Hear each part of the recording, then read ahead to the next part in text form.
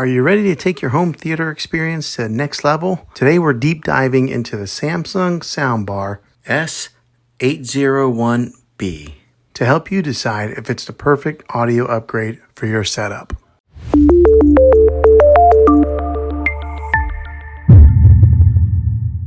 Now, the different sound types that this thing has, the different sound modes are standard, surround, Game Pro, and adaptive. Now, the differences with these models is that surround gives you that all-around widest sound stage, particularly in like a bigger section, so it gives you that nice all-around sound. The Game Pro knows when you are gaming and it will adjust accordingly. So like maybe if you're playing some Call of Duty or something like that and there's loud guns, it will adjust the volume on the gun levels. So it's got that smart technology built inside of it that automatically detects that. And then last is the adaptive, and that will adjust on the fly based on the content that you are watching. So for example, if you're watching something that's real heavy in dialogue, it will adjust the voice accordingly to the show or the movie that you're watching, or maybe like the explosions. So it has that adaptive capability in there to control those different sound levels. Really cool technology. It is a pretty solid soundbar. It's got a little bit of weight to it. I did not mount it onto the wall. I just kind of put it right here. Well, basically, because I can't mount it onto the wall. I'm on a corner section here in this room, so there was no way for me to mount it. Now, in the top corner over here, there's the indicator light.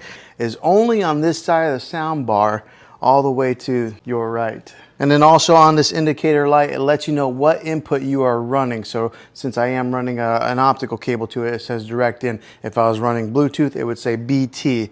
And if you're running like through an HDMI cable, it would say that also. Okay, so now let me give you a little bit of a sound test with this to show you guys what it sounds like, and then I'll dive into more of the specifics with it. In the center. And let's go ahead and play it.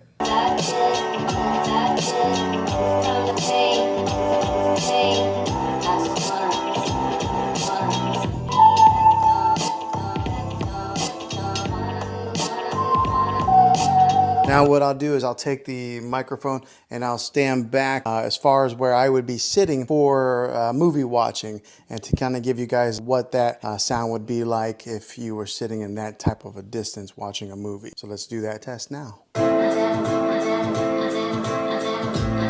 Okay, so that gives you a little bit of an example of what this thing sounds like. It's a great sounding soundbar. All right, so let's talk about the cosmetics on it first to get started off. So on the top and the side here, or on the front and the top here, it's got a metal grill that kind of gives you a little bit of that industrial feel. And I think it looks pretty good like this, just on the stand right below TV. And the way that Samsung designed this is to pair up with their television. So as you can see, it does not go up above the screen any. So that's kind of nice to give it that nice clean look. And it's got the branding on the top here that says Samsung, but it's black, metal, real sleek looking. Now on the side of the soundbar over here, on this side here, it does have a volume control button, a plus, a minus. It's got a button on there to push it for Bluetooth pairing.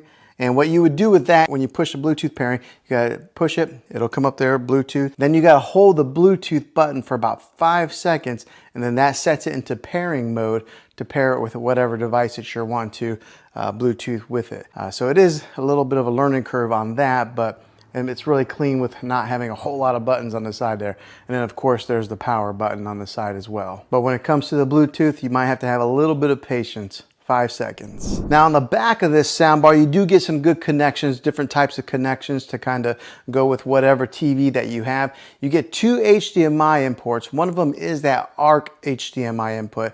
You get the regular 35 or 3.5 millimeter, the old-fashioned stereo jack, you get that, and then you get the optical audio cable, which that's what I'm using here.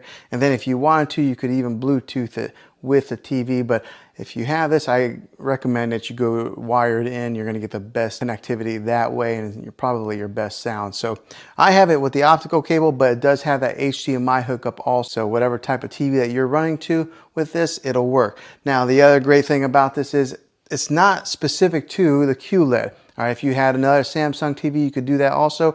Or if you had another brand TV, Vizio, LG, or something like that, you could still use the soundbar with those models of televisions. But if you do purchase a QLED TV like I got here, I recommend that you complement it with one of these awesome sound bars. It just makes it a really cool movie experience, especially if you're spending that kind of money. Go ahead and just spend a few extra $100 and get this sound bar, and then you'll never have to go to the movie theater. You can just kind of stay home and watch your movies that way. There are speakers on the top, and then there are speakers here in the front that are booming out, and then you got the sound bar that I have sitting on the floor there. You do get a dedicated center channel, which does a fantastic job of handling the vocals when it comes to any kind of movies or anything like that.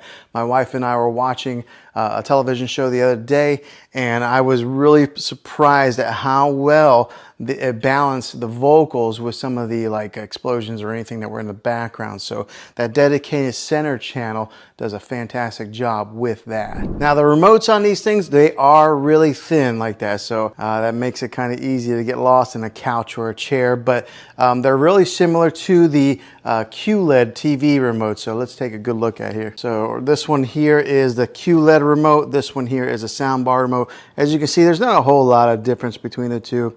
They're both real thin. They're angled like that. But whenever you do hook in this sound bar, and if you are hooking it into a Samsung TV, then you don't need the sound bar remote. You can control everything with the TV remote. Now on the remote control for the soundbar, you can turn up the subwoofer sound and the regular sound volume. So it does give you two different options on there. Now with the rest of the speakers that go around the dedicated center channel, they do a fantastic job of filling in all those mids and giving you an example of what is all around there. So giving you that surround sound feel, making this sound bar sound bigger than what it really is. Gives you that crisp sound, that big bass booming sound, and then it fills the room in really nicely. Now on the top of this sound bar, along the top right here, it's got that acoustic beam technology. Now what that is say there's like for an example, there's a car, you're watching Fast or Furious or something like that, and there's something on the screen that moves here